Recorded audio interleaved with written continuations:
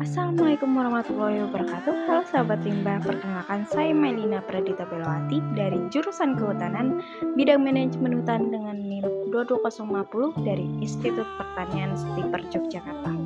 Mungkin beberapa dari kita akan berpikir bahwa pekerjaan di bidang kehutanan itu akan sangat menguras waktu dan tenaga karena kita harus mengeksplorasi tempat yang asing dan bisa jadi belum pernah terjemah oleh manusia. Truk pengangkut kayu ataupun kapal tongkang yang membawa hasil hutan akan tidak asing bagi mereka yang bekerja di bidang ini. Selain itu, alat berat seperti bulldozer maupun ekskavator sering dijumpai dalam produksi hasil hutan. Belum lagi ada risiko kecelakaan yang akan ditanggung oleh yang bekerja di bidang ini, maupun itu medan yang sulit ditempuh dan bencana alam yang berupa kebakaran hutan dan lain-lain. Hal tersebut semakin membuat pekerjaan ini semakin riskan di mata masyarakat. Kita jangan memandang sebelah mata dulu ya untuk pekerjaan di bidang kehutanan ini. Di bidang kehutanan juga memiliki teknologi sendiri yang telah dikembangkan dalam rangka memudahkan dan meminimalisir risiko dalam proses produksi hasil hutan. Oleh karena itu, pada kesempatan kali ini saya, Melina Pradita Belawati, penjelajah Melina, ingin berbagi informasi terkait salah satu teknologi kehutanan yang bernama drone.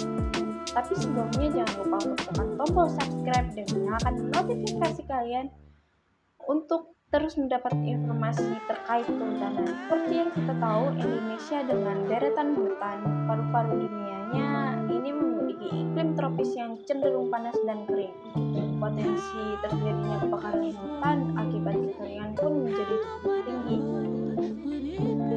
Bahkan fenomena ini bisa dipastikan akan terjadi hampir setiap tahun.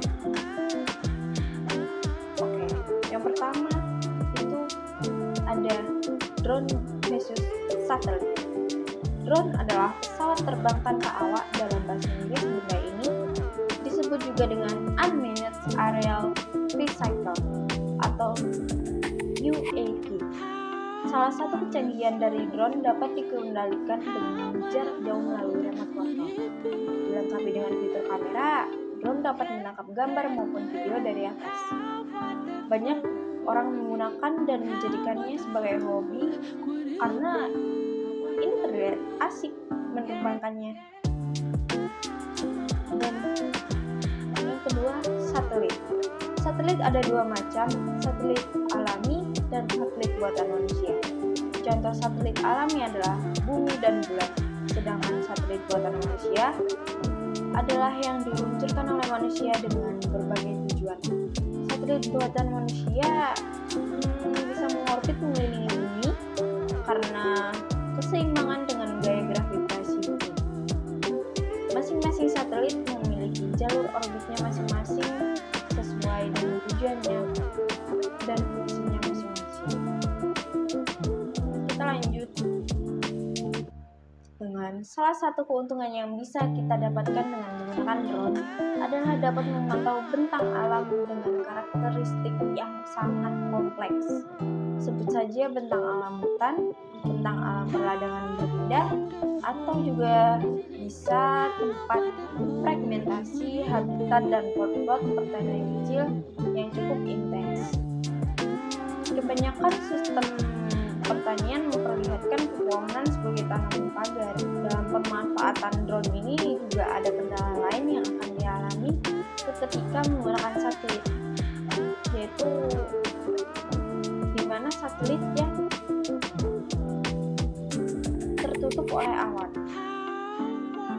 Di wilayah tropis yang lembab, seseorang terkadang memperoleh satu citra yang bagus dari suatu daerah per tahunnya. Namun sebelumnya, kadang-kadang hal ini juga tidak terjadi. Oleh sebab itu, pemanfaatan drone untuk kehutanan dapat dijadikan alternatif karena bisa menghalau adanya tutupan awan yang menghalangi kamera. Karena ketika hendak memeriksa peta vegetasi namun tidak begitu yakin dengan jenis hutan atau vegetasi yang hendak diperiksa, seseorang biasanya menghabiskan setidaknya sehari berjalan kaki untuk bisa memeriksanya. Akan tetapi, bila menggunakan drone, proses tersebut bisa diselesaikan hanya dengan waktu 20 menit saja. Tak ini jika keberadaan pesawat tak berawak dianggap sangat berguna karena bisa memperoleh gambaran bagus dan dramatis tentang kehidupan yang ada di masyarakat di desa. Walau begitu, drone tidak selalu menggantikan penggunaan satelit. Ini tersebar banyak citra satelit gratis yang cukup bagus. Sebut saja Landsat dan Sentinel. Sejauh ini kelemahan dari drone adalah keterbatasan cakupan area yang sangat luas. Drone ini bisa digunakan untuk mengatur data yang sudah diambil oleh satelit, misalnya saja dengan memetak pohon yang mana yang terkena pohon penyakit atau daun mana yang sudah menguning, ataupun kesalahan-kesalahan lain dari pohon dan perkebunan yang tidak bisa dilihat melalui satelit. Berikut fungsi drone untuk kehutanan dapat digunakan salah satu bencana alam yaitu kebakaran hutan. Di sini deteksi dini kebakaran hutan. Poin kedua adalah berikut adalah termasuk poin kedua dari pembahasan kita. Drone tidak hanya dimanfaatkan saat melakukan pemetaan atau pemeriksaan lahan. Drone juga digunakan dalam deteksi dini kebakaran hutan. Beberapa waktu lalu, Indonesia digegerkan dengan kasus kebakaran yang menyerang sebagian wilayah dari kehutanan Indonesia. Sebut saja wilayah Riau, Kalimantan Barat, dan Kalimantan Timur hingga Sumatera Selatan. Fenomena ini menarik banyak perhatian dunia karena dampaknya cukup serius. Beberapa aktivis lingkungan kemudian mulai meminimalisir adanya dampak yang lebih parah dengan menggunakan pesawat tanpa awak untuk memantau kebakaran di dalam hutan. Karenanya salah satu pemanfaatan drone di kehutanan adalah untuk mendeteksi potensi kebakaran di hutan. Pemanfaatan drone untuk kehutanan dimasukkan sebagai salah satu wahana sarana deteksi dini yang mumpuni. Karena pemadaman kebakaran yang efektif secara mutlak memerlukan adanya kemampuan untuk melacak posisi kebakaran sedini mungkin. Diketahui, Asia Pulp and Paper menjadi salah satu perusahaan hutan tanaman industri yang mengaplikasikan drone untuk keperluan deteksi dini kebakaran hutan serta monitoring area hutan miliknya. Asia Pulp and Paper mengungkapkan bahwa telah menggunakan drone, waktu respon satuan dari pemadaman kebakaran meningkat secara drastis dan penanganan potensi kebakaran di wilayah tersebut.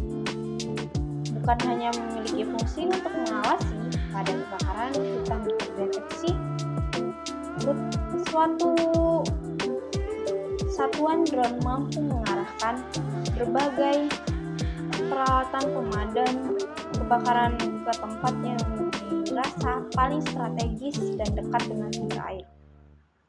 Pun juga memberikan informasi-informasi penting terkait arah angin, sumber-sumber air terdekat, serta kecepatan angin pada kawasan yang dimaksud. Di sini juga drone memiliki kelebihan dari pemanfaatan drone. Kelebihan lain dari pemanfaatan drone untuk kehutanan guna mendeteksi dini adanya potensi kebakaran dibanding dengan alat lainnya adalah pengoperasian drone yang cukup sederhana dan mudah untuk dilakukan. Selain itu, biaya yang perlu dikeluarkan untuk ini pun tidak terlalu banyak. Oleh karena itu, proses monitoring bisa dilakukan dengan lebih rutin. Terlebih karena drone difungsikan untuk deteksi kebakaran ini terbang dengan ketinggian cukup rendah, sehingga akan diperoleh data lebih akurat karena tidak terganggu oleh tutupan awan ataupun asap. Cukup sekian dari pembahasan drone kita kali ini. Saya Maimuna Pradita